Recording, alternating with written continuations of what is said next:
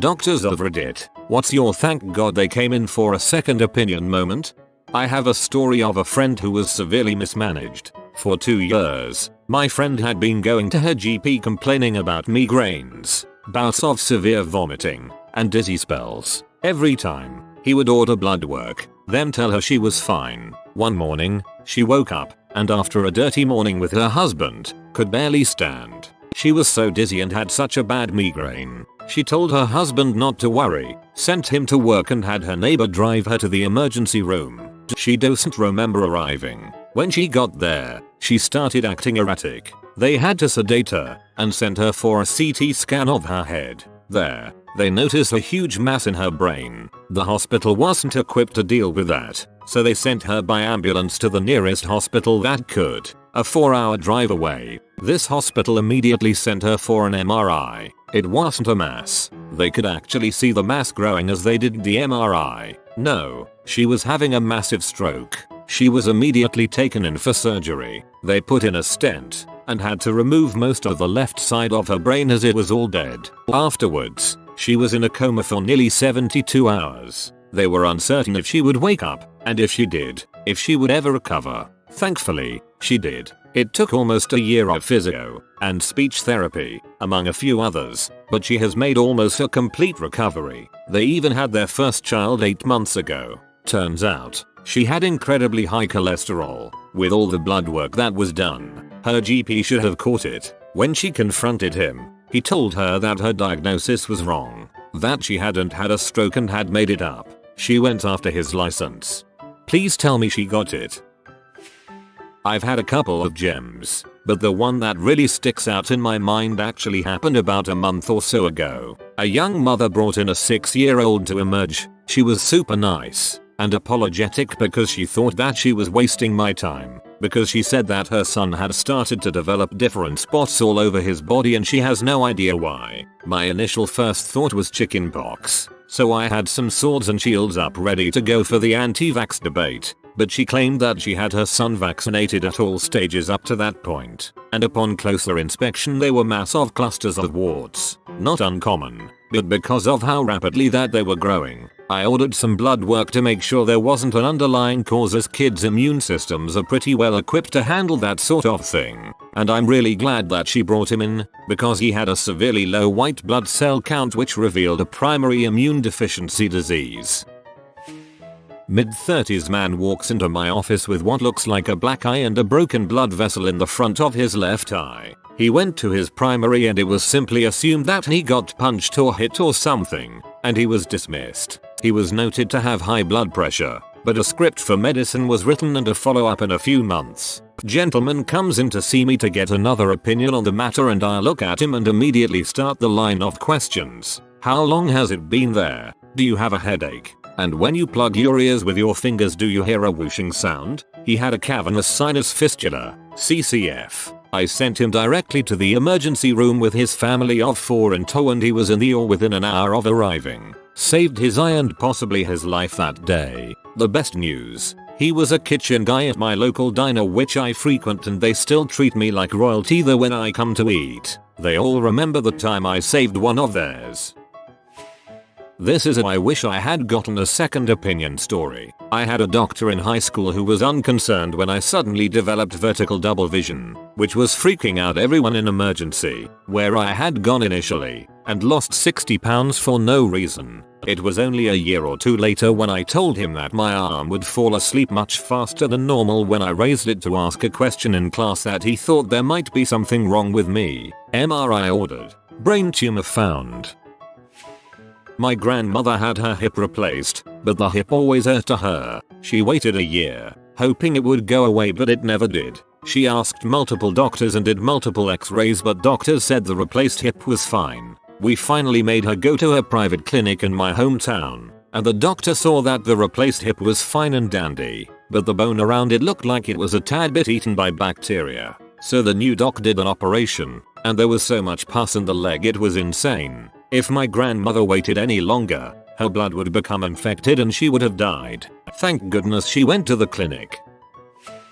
My dad, a pediatrician specializing in neuro issues, was seeing one of his patients at the hospital got dragged into the NICU unexpectedly by a nurse who insisted a baby wasn't well. The attending doc insisted the kid was fine and just tired from a difficult vacuum assist delivery. My dad could tell the baby wasn't okay and managed to talk the parents into a brain scan. The NICU doc insisted my dad was nuts to the parents. Dad was right and the kid had a brain bleed and was rushed to surgery. The baby would have died without the nurse bringing my dad in and the parents listening to him. As is, that extra time almost certainly cost brain function.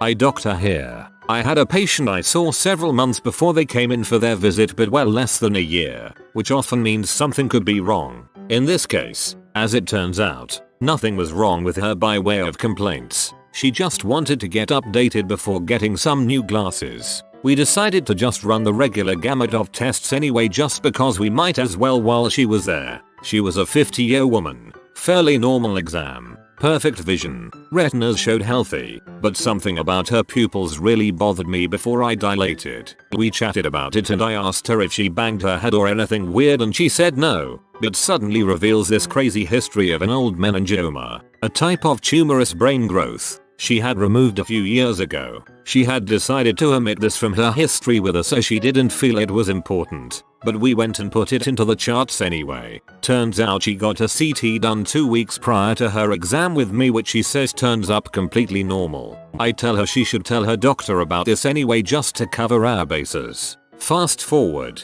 Patient shows up in my office ecstatic to tell me that my examination revealed that her tumor had returned with an incredible vengeance. She had no idea, was totally asymptomatic, and the CT she had prior to me showed what was very literally the size of a speck of dust, which the radiologist dismissed as artifact. On her return to her doctor, they decided to rerun the CT to cover their bases, and they found a quarter-sized tumor. Within 2 weeks the tumor went from the size of a dust particle to a quarter. She was rushed into emergency surgery as the tumor was growing super fast and was close to a blood vessel, which could cause a massive stroke. She had it removed that day and returned to me after recovery to tell me of what got discovered as a result of my testing. She is now a long-time regular patient I have been seeing for about 10 years.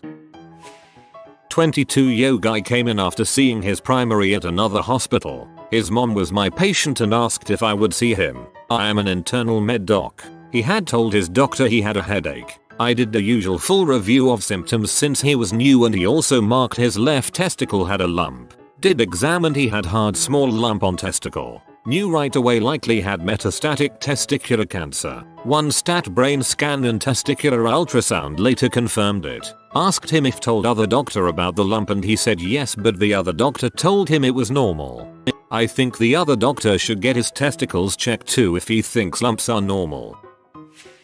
I had a guy come in for a second opinion after the first place didn't bother asking any medical history. Of course I took his history and asked more questions as we went. I remember telling him something felt off and we needed to run a test. So I ordered a peripheral vision test. When I got the test back I was shocked by the most classic tumor pattern I'd ever seen. 2 weeks later he was in surgery to get it removed. A month after this guy was back in my clinic thanking me. Totally different guy. Personality was a complete 180, energetic and happy. One of my sister's friends was diagnosed with cancer at age 10. They were advised to pack up their stuff and move across the country to go to a specialist because they would have to stay there for at least a year. They even had to hire a private plane so she wouldn't get sick on the plane from any passengers. Well, before they left they got a second opinion saying it was pneumonia. Then they got a third that again said it was pneumonia. Now several years later she is healthy and never got cancer treatment and has been tested for cancer regularly. Dermatologist here. I have seen probably 5 instances of my other doctor told me it was fine, that were melanomas. A lot of times people don't want a full skin exams. There are lots of perfectly sane reasons for this: time, perceived cost, history of personal trauma. However, I routinely find cancers people don't know they have. Keep this in mind if you see a dermatologist for acne and they recommend you get in a gown. Not a doctor, but the patient. Went to my family doctor with the worst headache of my entire life. She dismissed it. telling me it was a tension headache and that I should take a Tylenol and lay down in a dark room. Over the course of the next month, I saw her a total of 13 times, each time with worsening symptoms. First it was dizziness, then vomiting, then eventually I could no longer see out of my right eye. Every time she told me it was just a tension headache or a weird migraine, gave me a prescription for painkillers and sent me on my way. The final straw was when I was no longer able to walk properly. I would try to take a step, but all I could manage was this weird shuffle. She reluctantly agreed to send me to a neurologist. The next day I showed up at his office and was in there for less than a minute. He took one look in my eyes and immediately called an ambulance. Turns out I had hydrocephalus. My ventricles were 5x the size they were supposed to be, and my brain was literally being squeezed out of my head. Go figure.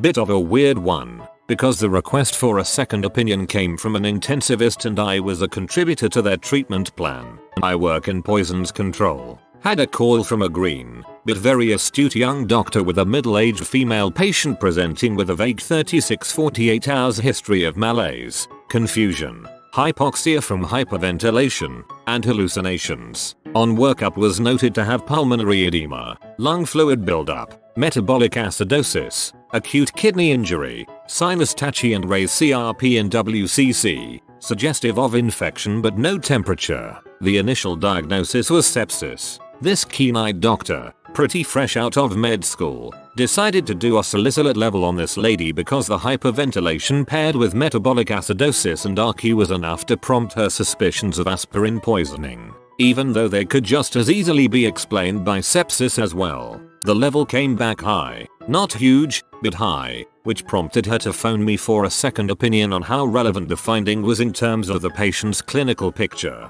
Simultaneously, the patient's family investigated the property and located numerous aspirin blister packs suggesting she had been dosing herself for chronic pain, which was present in the medical history. Chronic salicylate poisoning is insidious and has been referred to as a pseudosepsis in the medical literature as it often causes similar features. Comparing a high level in chronic poisoning to the same level in acute poisoning, features are much more severe in chronic poisoning, that is, pulmonary edema, hypoxia, ARQ etc. There is a disparity. We recommended certain treatments, all hail sodium bicarbonate, and the patient made a full recovery after a 2-week hospital stay. Whilst there was no question an infective cause was present and contributory, I was impressed with the green doctor's intuition and willingness to consider other causes. I feel like it greatly improved the patient's treatment.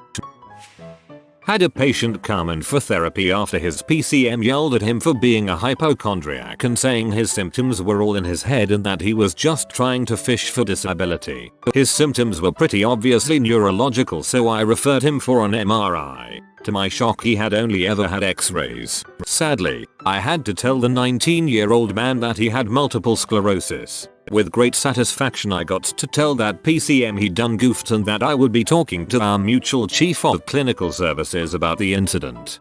To be fair, it was all in his head, and possibly spine.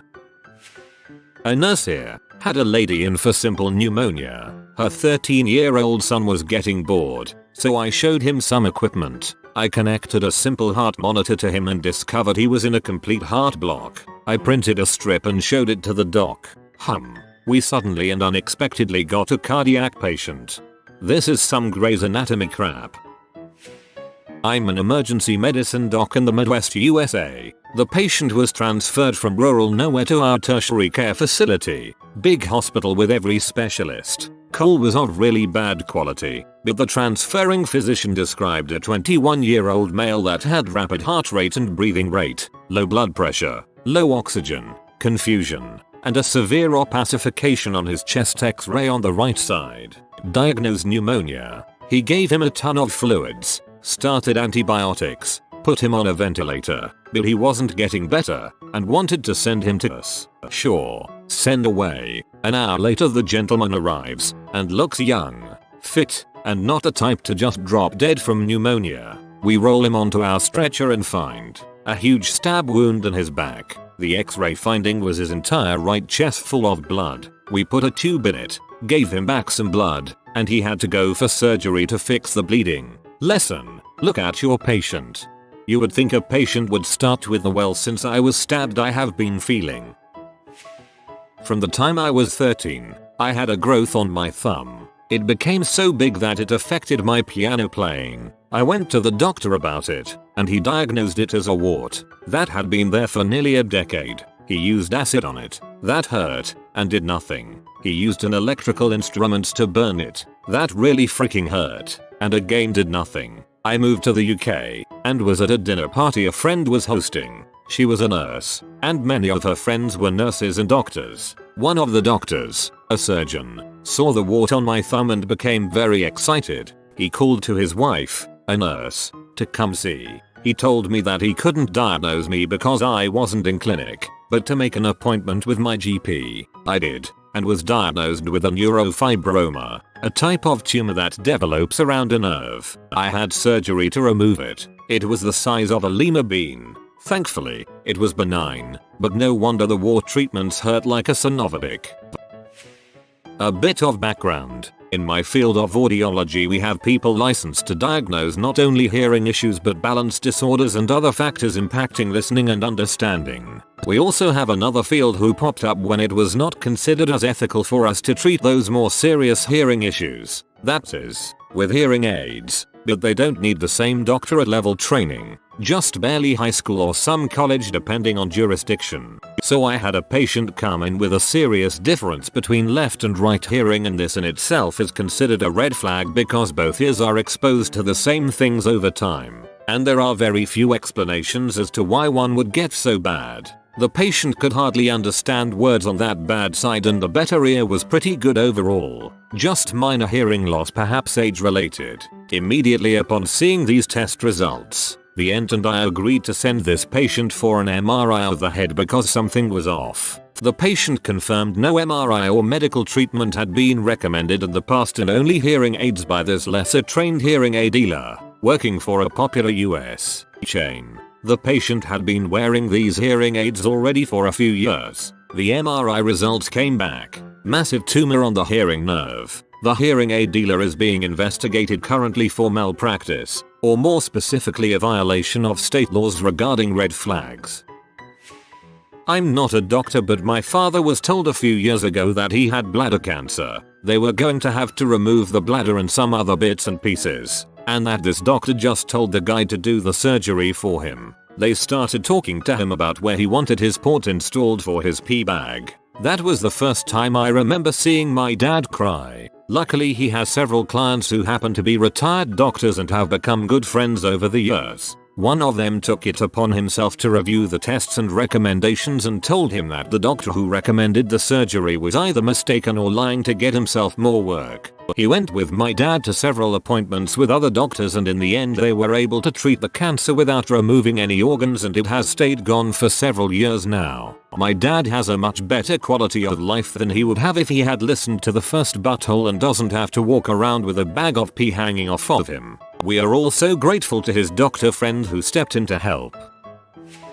Wife went to a for pain in her pelvic region. Ultrasound showed a mass. Probably an ovarian cyst, they said. It will pop in time. Leave it alone. Went to the doctor about a week later. Had a surgery to pull it out maybe a month later. Did a biopsy on the mass. It was ovarian cancer. She is now cancer free, but WTF. 19 meters at a time. 33 now. I felt sick for about a week. Flu-like symptoms. Didn't want to eat. Just felt bad all over. One day at work I feel a very uncomfortable cramp tear in my abdomen. So I go to one of those 24-hour clinics. At this point I'm slumped over. Can't stand up straight without insane amount of pain. Just generally uncomfortable and hating life. After a few hours at this clinic, they say you probably have kidney stones. Go home. Drink fluids. Sleep it off. This seemed fine to me. I was ready to go home and listen to the doc. All was good. But my girlfriend at the time didn't last much longer than that, wasn't a fan of this diagnosis and drove me to the ER. Against my wishes, of course. After a few minutes at the ER, they determined my appendix has ruptured and I'm going septic. Apparently I was pretty lucky to not have died, though I did pick up bacterial pneumonia while in the hospital, so the recovery kinda sucked. Now I just have a crazy 6-7 inch scar on my belly to remind me to not avoid hospitals when I'm sick.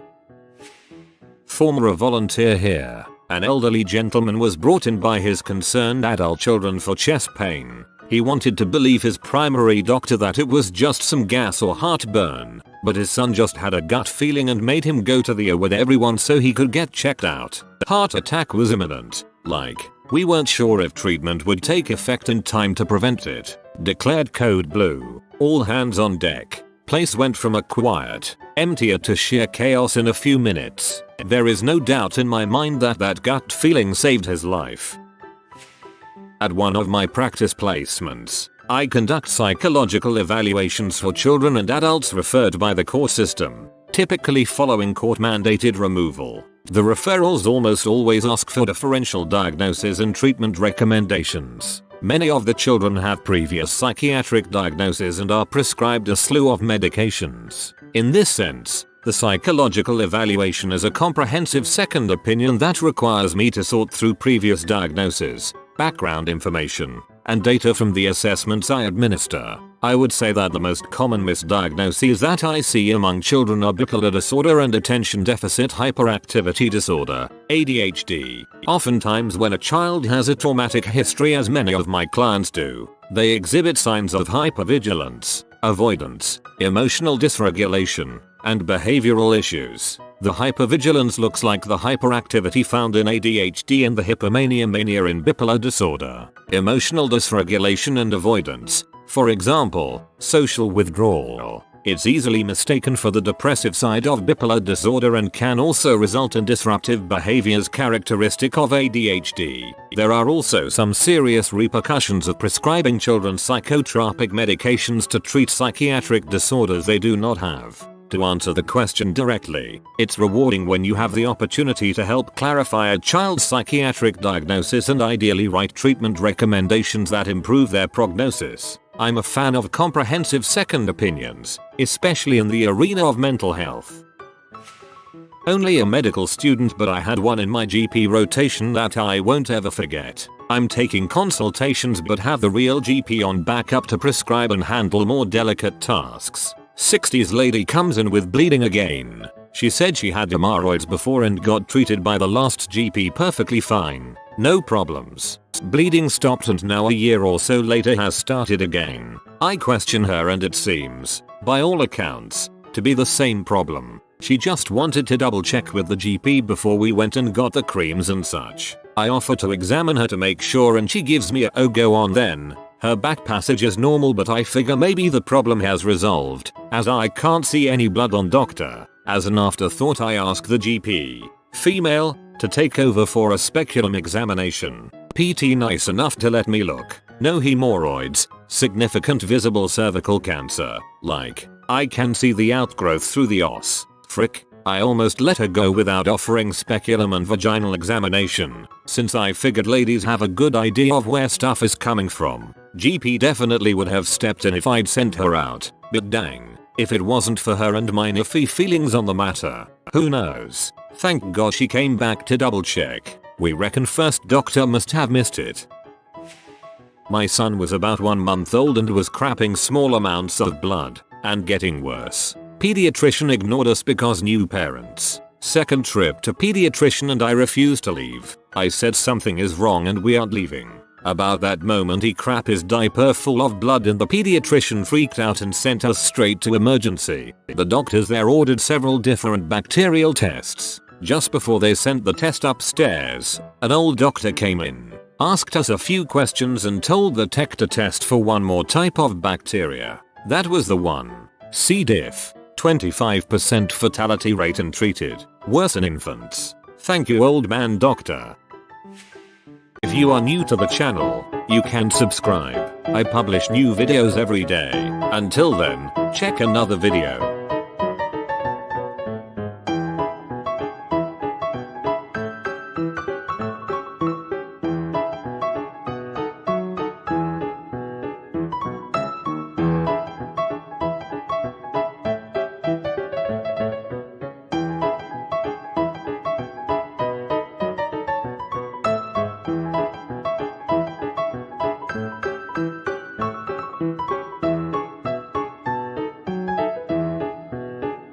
Bye for now.